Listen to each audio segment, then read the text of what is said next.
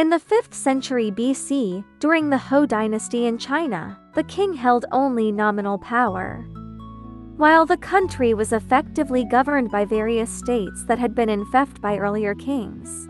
Among these, the most powerful state, Jin, was divided into 3 new states, Hao, Wei, and Han, each controlled by influential families within the original state. This division marked the end of the Spring and Autumn period and the beginning of the Warring States period.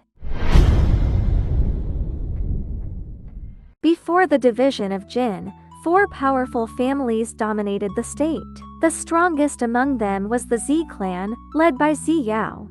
The conflict between Zhao and Xiao Wuzhu, leader of the Hao clan, not only makes for a captivating tale, but also offers valuable lessons in leadership. When Zhao's father sought advice about potential successors, a family member, Ziguo, argued that Zhao was not the right choice. Ziguo said, although Zhao possesses many admirable qualities, such as his striking appearance, skill in horseback archery, proficiency in writing, quick learning ability, and resolute, decisive character, his fatal flaws of being narrow-minded and ungrateful will lead to disaster. If he becomes the head of the clan, it will be dangerous. True to his concerns, once Zhao inherited power, Ziguo distanced himself from the clan, changing his surname to Severed Tis and officially registering his family with the government. Several events following Zhao's rise to power sealed the fate of the Zi clan, and paved the way for the rise of the other 3 clans. One day, Zhao hosted a banquet for the state's leaders, including Han Hu, head of the Han clan, and Wei Ju, head of the Wei clan. During the gathering, Zhao repeatedly mocked Han Hu and even insulted his closest subordinates, the stewards of the Han clan. These actions not only deeply offended the Han clan, but also created an atmosphere of unease among the other leaders, who were left feeling anxious and wary. After the banquet, Ziguo cautioned Zhao, saying, humiliating and offending others in public only sows seeds of resentment. Disaster is near. Zhao arrogantly dismissed this warning, replying, I am the disaster. They are already fortunate that I didn't bring disaster upon them. Who would dare to bring disaster to me? Disappointed by Zhao's arrogance, Ziguo emphasized his warning. A leader who repeatedly offends others fosters deep grudges beneath the surface. This resentment is a ticking time bomb that could explode unexpectedly. A wise leader is cautious about even the smallest matters to avoid major troubles, for even insignificant creatures like ants and wasps can cause harm. Unfortunately, Zhao refused to heed Ziguo's advice, setting the stage for the eventual downfall of the Zi clan. Soon after, Zhao seized land and population from Han Hu.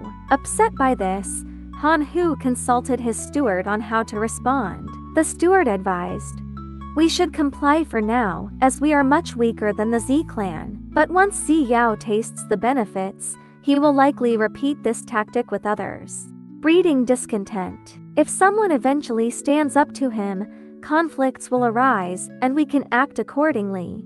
Following this advice, Han Hu reluctantly ceded a city with a population of 10,000. As expected, Zhao was thrilled by his gains and soon made the same demands of Wei Ju, head of the Wei clan.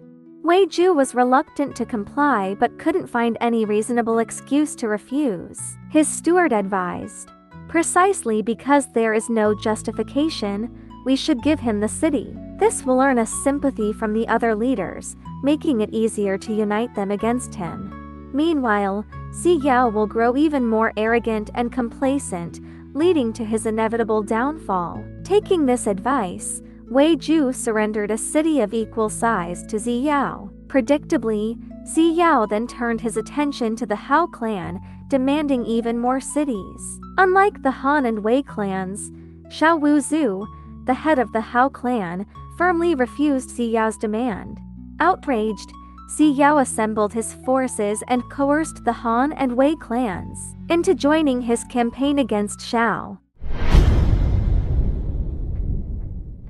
Realizing that his forces were no match for the allied armies of the three powerful clans, Zhao Wuzu consulted his officers on where to retreat and make a stand. One officer suggested, "How about Changzi County?" "Why Changzi?" Wuzu asked. "It's the closest and has newly built fortress walls that are high and strong," the officer explained. "But the people there are exhausted from building those walls. Who would have the strength to defend the city?" Wuzu rejected the idea. Another officer proposed, "Then what about Handan? It has abundant food supplies, so we wouldn't have to worry about provisions." Wuzu shook his head.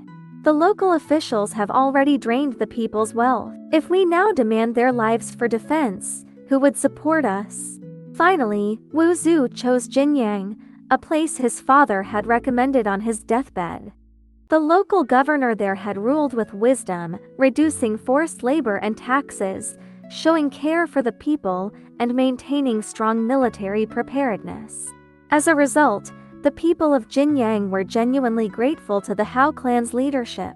Wuzu believed they would be his strongest support and his best chance for survival. Everything unfolded just as Wuzu had anticipated.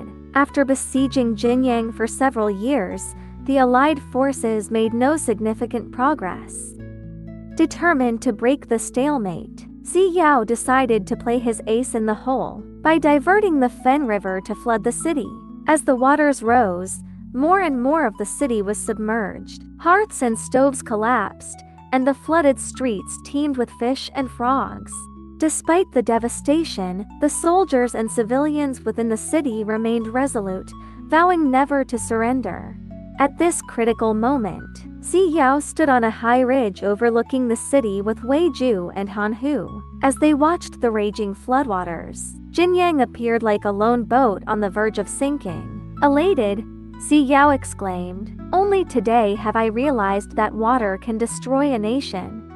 Hearing this, Weiju and Hanhu exchanged uneasy glances. Both were alarmed by Zhao's realization, as their own capitals were also built near rivers, just like Jinyang. They feared that Zhao might one day use the same tactic against them. After returning to their military camps, a Z clan advisor named Qi Ci warned Zhao, "The two leaders are likely to betray us." "What makes you say that?" Zhao asked in surprise. Qi Ci explained, "It's just common sense. They should have been thrilled at the imminent fall of Jinyang, since they stood to gain Hao clan territory as agreed. Yet, I saw only worry on their faces. They must fear that one day they could end up like the Hao clan." Unfortunately, Zhao dismissed this warning. Worse still, the next day, he confronted Weiju and Hanhu, repeating exactly what Qi Ci had said. Predictably, the two vehemently denied any disloyalty and reaffirmed their allegiance. After they left, Qi Ci confronted Zhao. "Why did you reveal to them what I told you yesterday? How did you know?" Zhao asked, visibly surprised. Qi Ci replied, "I saw the way they looked at me on their way out with hatred. They stumbled, quickened their pace, and walked away with their heads down. Clearly, they realized that I had seen through their true intentions." Despite this clear evidence, Zhao stubbornly refused to acknowledge his mistake in judgment. Deeply disappointed and sensing disaster was imminent, Qi Ci requested to be sent on a diplomatic mission to the state of Qi, thereby escaping the impending turmoil. Before long, Zhao Wuzu secretly reached out to Weiju and Hanhu, and the three leaders coordinated a joint attack. The assault caught Zhao completely off guard. He was killed on the battlefield, and apart from Ziguo, who had changed his surname long before, the entire Z clan was annihilated.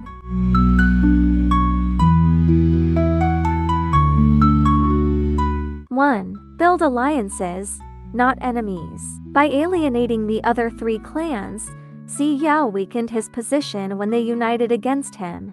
2. Discretion is crucial. As stated in the Book of Changes, if the sovereign is not discreet, he will lose the allegiance of his ministers. If the ministers are not discreet, they will incur personal peril. If confidential matters are not kept secret, it will lead to the detriment of success. Xi Yao violated this principle by revealing his conversation with Qi Ci, leading to his downfall.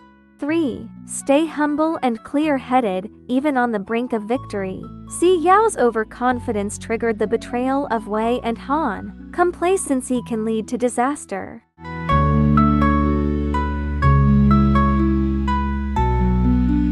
1. Winning hearts, not just battles. True leadership lies in earning loyalty and trust. Wu Zu's choice of Jinyang showcased his deep understanding of his people's needs.